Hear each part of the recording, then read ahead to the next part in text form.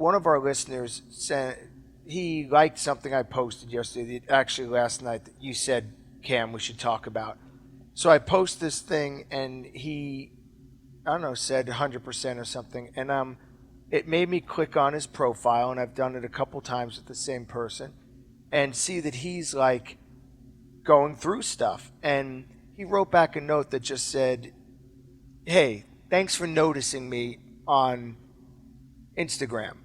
Like, not noticing like I'm worth anything, I'm no better than he is, but just like that someone like out in the world like kind of took note of him and sees what he's going through. Like, I see you.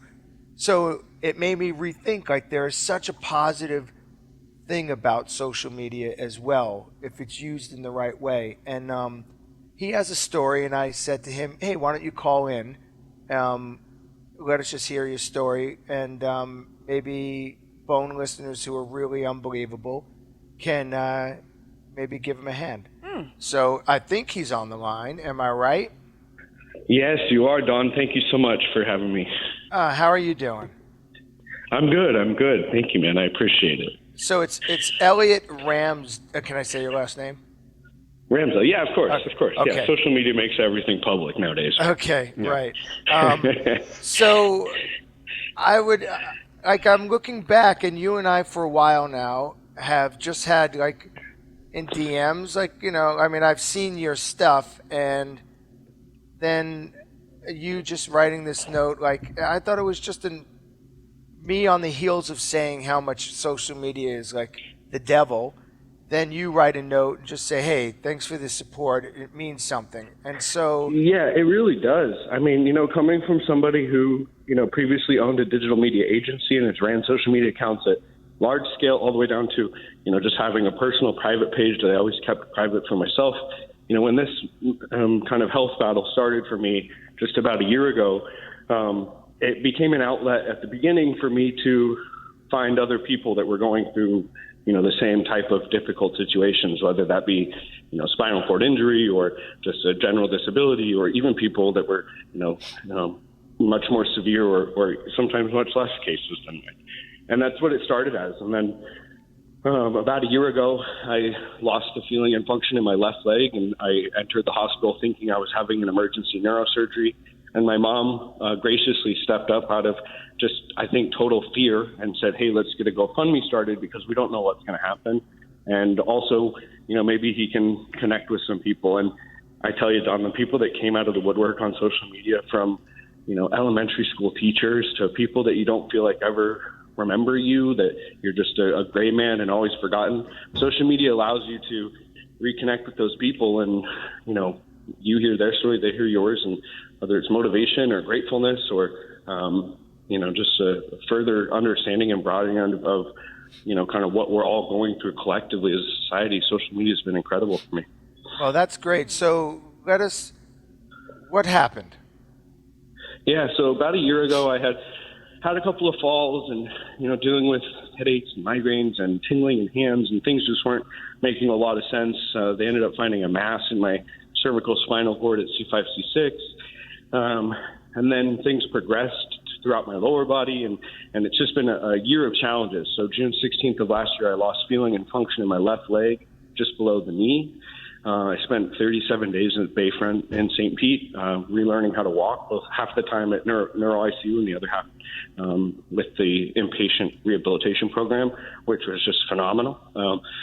Then I came out and looked for a second level of care, for a second opinion, for something that's still kind of fairly undiagnosed at the time. And USF Health was a closer option than going somewhere like the Mayo Clinic. And so transferred care to USF Health, and then throughout the next few months, progressively got a little stronger and felt a little better. And then again in November, the same thing happened on my right side. I lost feeling and function below the knee.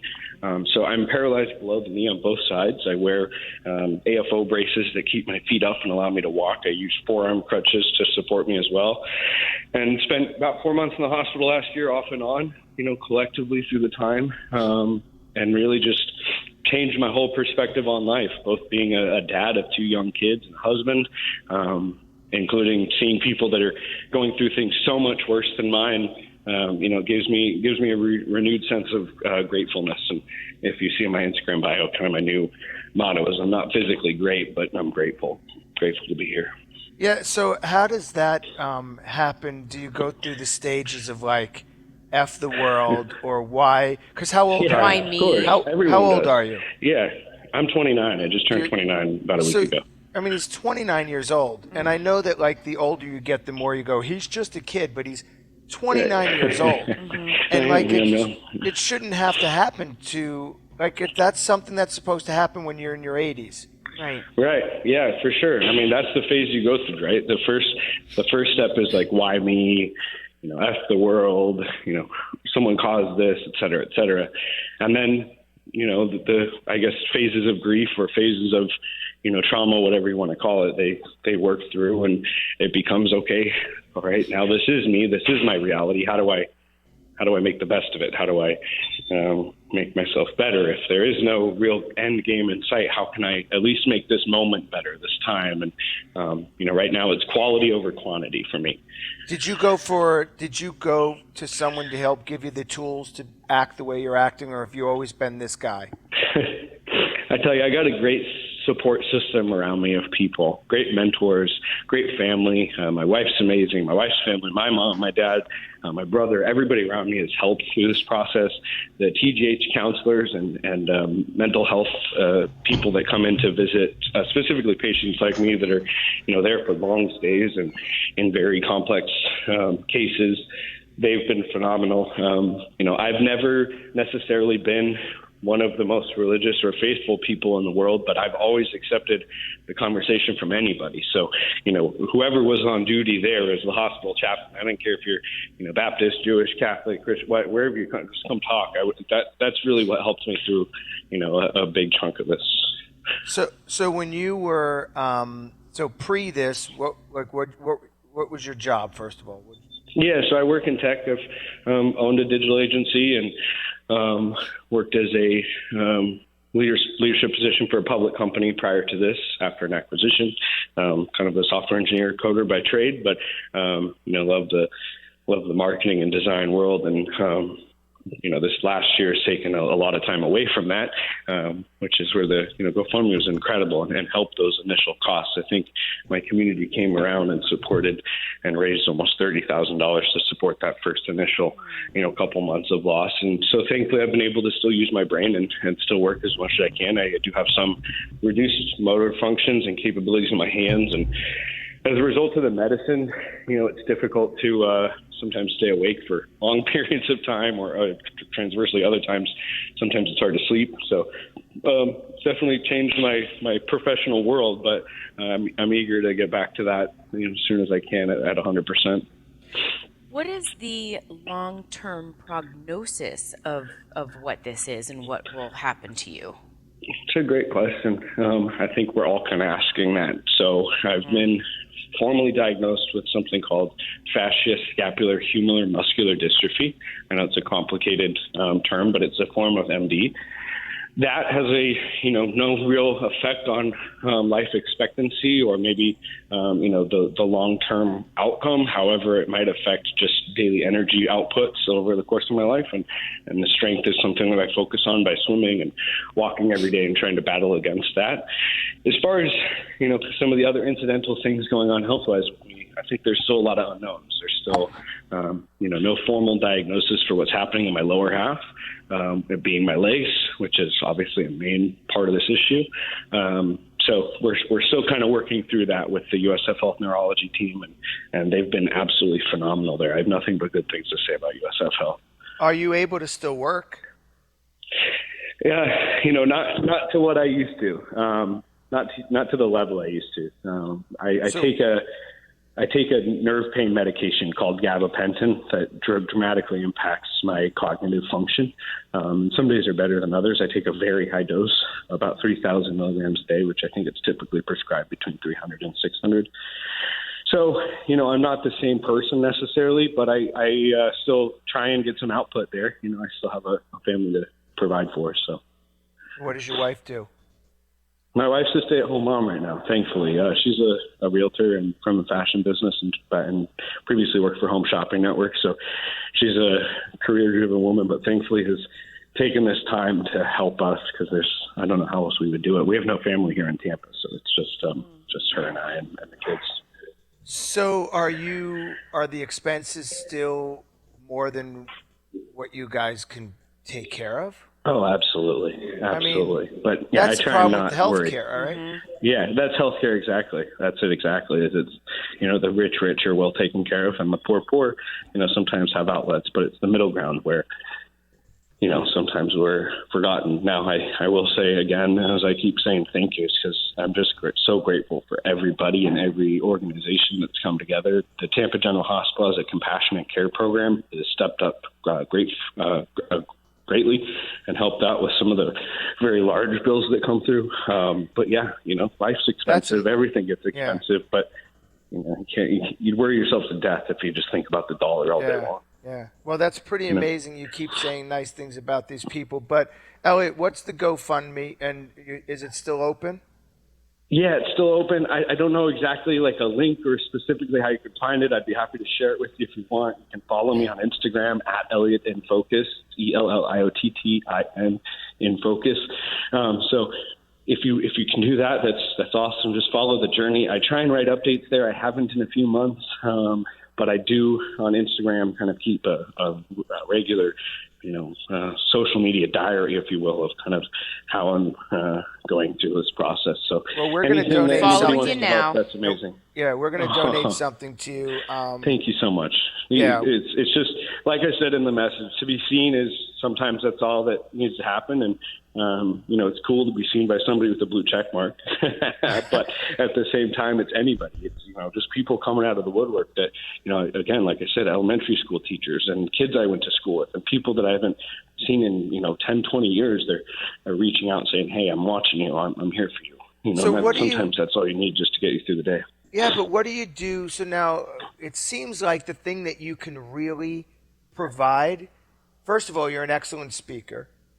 You have all the things that seem needed. Like, what about you doing the same for other people? I've got to imagine I'm a bit of a baby. If someone told me, don't think you're going to be able to walk, I think I would spend way longer being depressed about it, and I would go down rabbit holes. And I have like two to think kids. that, Don. Yeah. I don't know that that's true. I I think you're stronger than you're giving yourself credit for. I think when you find yourself in a situation like that, you perspectives switch very quickly. But I don't know. You have a very positive attitude. Wait, he just went out. Did we lose him? We didn't lose him. He's standing in the wrong Are you still there? spot. We're there. Yeah. So okay, sorry, awesome. we missed Something you. was playing in the background. I thought I lost you there. Yep, we missed you on perspective. Like your perspective changes when you're in that. Yeah, so position. I have something playing in the background. I'm not sure if I can hear you exactly, but I just say that what you are going through at the time, I think, is nothing you'll ever know until you get there. And if there's any testimony I can provide to anybody, it's the people that have gone through these scary situations, and I hope I can do that one day when the time is right. Both for me and for everybody else. Yeah, I feel like that's going to be part of your journey. If I were a betting man, I'd say that you're giving the gift that you're giving your kids is they're going to learn what real strength is in a way that they could never learn by you having a conversation with them. Like Yeah, and the kids have learned, my girls are only 3 and 4, but just their ability to grasp what I'm going through and, what the hospital is and the concept of, battling a health issue and that daddy's not the same as he was before. But, now to be able to take that into school and when they see kids with crutches or with, braces on their legs or, maybe kids in wheelchairs, whatever it may be, they understand, that's an extension of our body. Don't touch it. Don't make fun of it. It's not a joke. It's who we are. And to treat everybody with, respect. And not that they wouldn't have known to do that anyways, but I think it just gives them and their friends a unique perspective. Yeah. Right. Maybe they had to learn that quicker than they would have if this hadn't Yeah, happened for to sure. you. But I definitely think that's a really good point that, and kids learn by what they see other kids do also. So if their friends come over and they see you, then they'll even be more compassionate to other people Absolutely. that they see.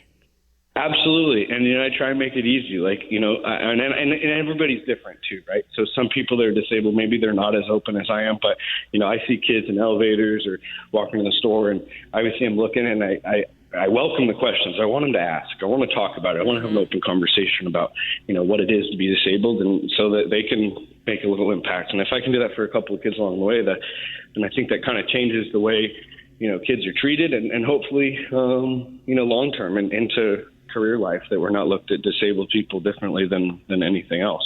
We're all the same. We just have different battles. Well, one more time, I want to first of all, I want to say you last night I was thinking social media sucks. And it does in many ways. It does. Sometimes. And then yes. Then serendipitously I get your note, and it's like, okay, there's a good side to it, because like with what I do, there's all of this pressure all of the time to be witty, to like, hey, is the post good? Did it make, does it get this and get that? And I sincerely don't ever look at it. But yesterday I was with another artist, and she is obsessive about it because her whole team is obsessive about it. Cam here is obsessive about it in a way with his job, and it's all about the tail wagging the dog, basically. Like, what Cam does for a living is influences. I guess you're influencing people towards whatever their bias is on some extent, right, Cam? Yeah, exactly. And so, and I mean, it's just the marketing platform. There's just so much money in it now that you can't put it back in the box. Yeah, for good and bad. That's out of the bag, right? Yeah, and so then you see someone like Elliott, and the other side of that is you never know who's a scam artist too. Right. Right. Just that's the thing, and I've been on both sides of it. Coming from the social media agency world and running accounts, dealing with people that would reach out to businesses and ask for help, and there's a challenge there, because as an agency we would have to kind of vet that and make sure that the business or the client is making the right decision. And now me on my side, that's why I've taken a very very just personal approach to Instagram and social media. If I just want to share my story, it's not about you don't ever have to donate a dime to me. It's about sharing my story and connecting to other people that maybe going through the same thing, or know someone that's going through the same thing, so that we're able to stay motivating for each other. Well, let's get you sharing it more, because I think your last two posts were the exact same post. I see it twice. I know I was one of those nerdy artsy guys that tried to make like a grid on my Instagram, and now I've got to post 3 times every time to try and keep that grid all put together. So the feed itself might look a little disorganized. I apologize, but if you scroll through there, you can see it. I know I have some story highlights on there as well. That if you want to, you can look back on my story from the day I was admitted to the hospital July 1st last year to up until just a couple days ago. Just crazy. I want to tell you, I'm motivated by your motivation. And one more time, if people want to see what you're doing. It's at Elliott in Focus on Instagram. You can find me on Twitter. You can find me anywhere, but at Elliott in Focus on Instagram is probably the best place. And I'll share the link with you, Don, if you want. Feel free to post it, and I'll reach out on Twitter as well. You can find me anywhere. Right. I'm not much hiding anymore nowadays. Well, you look like you're a big guy too. I have been now, thankfully, to the hospital food. Once you get in the hospital and they tell you, hey, you can order anything you want all day, any day. I'm like, well, I might as well have 3 lunches then, if that's the case. Take them up on it. You know what? One other thing I wanted to ask before: were you someone who played? Were you playing a lot of sports or doing that kind of thing? Has this impacted that part of your life? Not necessarily. I mean, I've never really been a big sports guy. I will say my legs are unusually large. My wife calls them UPS man legs because of me lifting as a kid. So I think that's probably what got me through all of this. So that might have been it. I was a rock climber growing up, and I have some long-lasting injuries from that maybe negatively impacted this part of it. But as far as life quality, nothing's really changed, although, not being able to run around and chase the kids, that's a sport in and of itself, So I'm a little slower now there, but I still walk a few miles a day. I try to, and I swim laps every other day as well. Well, we're pulling for you, and hopefully we're able to get you a couple more dollars somehow. But more important, I love the idea of you just continuing to share your story, and please keep in touch with me and with the show. Do, absolutely. And same for you. Please keep in touch. And if there's any time that you find yourself in downtown Tampa or around, I'd love to get a coffee with you and share that story a little bit more. All right. Well, we'd love that. All right, everybody. All right. Elliott, Take care, guys. follow him. Elliott in Focus. Thank you very much, Elliott.